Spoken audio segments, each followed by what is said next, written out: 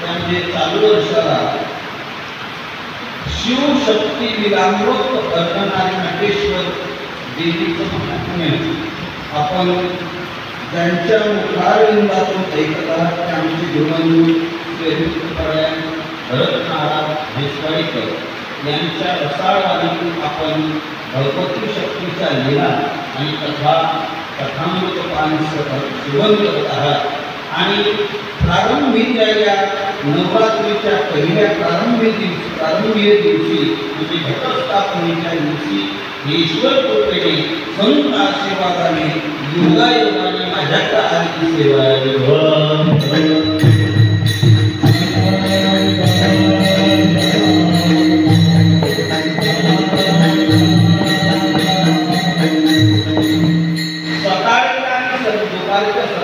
दोन सत्रामध्ये ही कथा आहे आणि पहिल्या दिवसाचं कीर्तन आणि शेवटी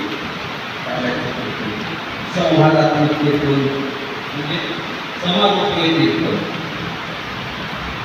असा योग आहे, प्रसंग आहे. प्रसंग पाठ हा समयाला अनुसरून शांतिपूर्ण एकनाथ महाराजांचा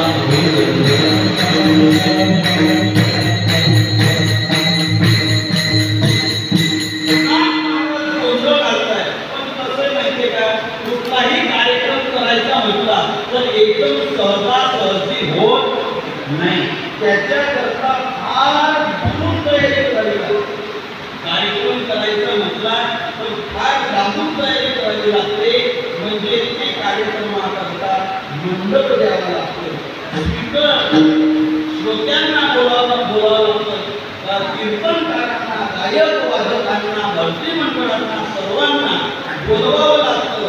नुसता मंडप घेऊन चालत नाही, शोभवंत बनावा लागतो आणि त्या मंडपामध्ये जो कार्यक्रम करायचा आहे ते कार्यक्रम करणारी जी भक्त मंडळी आहे त्यांना सुद्धा आमंत्रित करावं लागतं.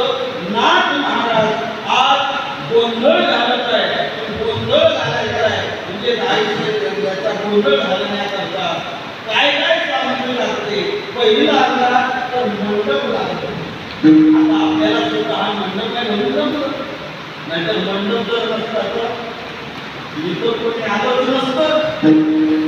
पण मंडप काय म्हणून जमलं. तसा जर गोंधळ घालायचा आहे, आदिशक्तीच्या समोर जर आपल्याला आदिशक्तीला आवाहन करायचं आहे तर तिला बोलवण्यासाठी आपल्याला जागर घालण्यासाठी गोंधळ जर घालायचा आहे तर त्या गोंधळाकरता नाथ महाराजांना विचारलं तुम्ही मंडप घातला का. नाथ महाराज म्हणतात मंडप असा मंडप घातला. तो मंडप घातला तो कोणता घातला. त्या मंडप घातल्यानंतर त्या मंडपाची सजावट कशी केली. कारण मंडप म्हटला की त्याला खांब लागतात. खांब म्हटले की त्याच्यावर फुलांच्या वृक्षांचे नारळाचे झाड म्हणा, फुलांचे हार बांधावे लागतात, त्याला फुलोरा म्हणतात. अशा प्रकारचं तुम्ही मंडपाची शोभा काय केली. नाथ महाराजांना विचारतात. महाराज म्हणतात आम्ही मंडप घातला पत्र्याचा नाही, आम्ही मंडप जास्त घातला नाही आणि एवढा काय जास्तीत जास्त 100 फूट असेल. एवढा लहान मंडप घेऊन आम्हाला चालणार नाही. कारण आमच्याकडे येणारी जी मंडळी आहे ही मंडळी त्रैलोक्यातून येणारी मंडळी आहे. गोंधळ ऐकायला आणि गोंधळ घालणारी सुद्धा मंडळी ही सामान्य नाही. गोंधळ ऐकायला येणारी मंडळी जी आहे, आईची उपासना करणारी भक्त मंडळी आहे, ही कमी नाही, ती भरपूर आहे. त्याकरता मंडप स्वतः देऊन चालणार नाही. हा मंडप चालणार होता. आसमानी मंडप दिला तिन्ही कालावधी. स्वर्ग, मृत्यू आणि पाताळ या तिन्ही लोकांवर नाथ महाराज म्हणतात मंडप घातला. स्वर्ग, मृत्यू, पाताळ याचा मंडप.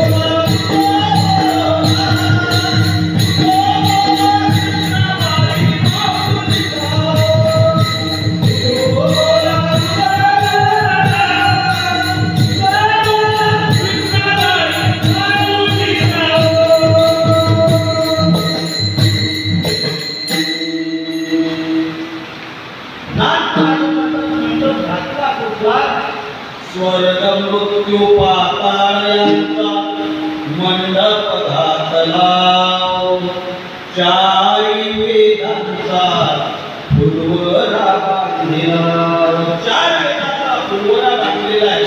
आणि या मंडपाचं या गोंधळाचं वर्णन करणारे कोण आहे?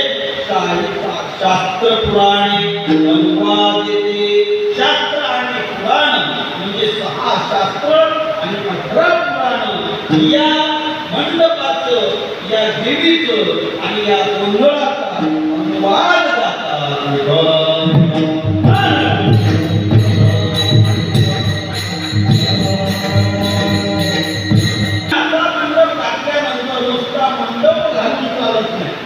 नुसता मंडप केला तर मंडपामध्ये एक सिंहासन तयार करावं लागतं. सिंहासनावर सुद्धा एक चौरंग ठेवावा लागतो आणि त्या चौरंगावर आसन ठेवून त्या आसनावर त्या देवतेचं अधिष्ठान होत असतं. आणि असा मंडप घातलो, सिंहासन घातलेलं आहे. आणि सिंहासन प्रवृत्ती निवृत्तीचे घातले सिंहासनावर, प्रवृत्ती आणि निवृत्तीचं सिंहासन घातलं. चौक भरला पाचारी जगजननी कुलस्वामी की चौक भरला आसनी आणि पाचारी कुलस्वामी. कुलस्वामीचं पाचारण म्हणजे आव्हान केलं. म्हणजे एवढी तयारी झाली आहे, मंडप केलेला आहे, मंडप सजावट झालेला आहे, आसनही केलंय. आणि आसन केल्यानंतर आता देवीचं आव्हान करायचं. नाथ महाराज म्हणतात, हे जगदंबे तू मूळ पीठावर जर आहे तर एक आता आम्ही गोंधळ घालणार आहोत, तर आमच्या गोंधळाला तू लवकरात लवकर गोंधळाला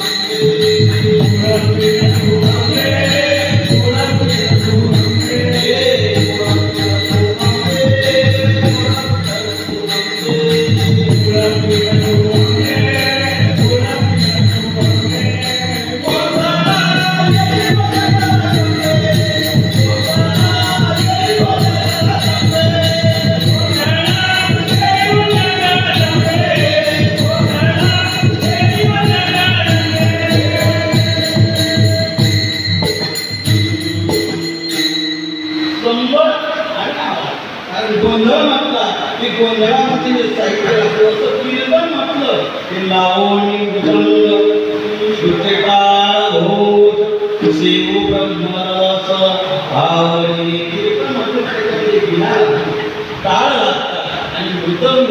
आणि सागर जर म्हटला तर सागर कुणाचा घालता? खंडोबाचा. कीर्तन काय झालं तर अलीकडच्या काळात दोनदा अलीकडं आमच्या मंडळींनी कीर्तनाची वेळ म्हणजे 2 तासापेक्षाही कमी केली. आम्हाला कीर्तन कमी वेळेत झालं पाहिजे, चालते, पण कीर्तन नाही चालेल, ते नाही कमी झालं पाहिजे म्हणतात. पण कीर्तन किती कमी झालं तर चालतं. पण कीर्तन तसा जागर आहे, जागर रात्रभर चालतो. आणि गोंधळ सुद्धा रात्रभर करावा लागतो, रात्रभर गोंधळ चालत असतो. आणि त्यामध्ये जे साहित्य असतं त्यात कुंकू असतं आणि संबळ वाद्य असतं, झांज असते.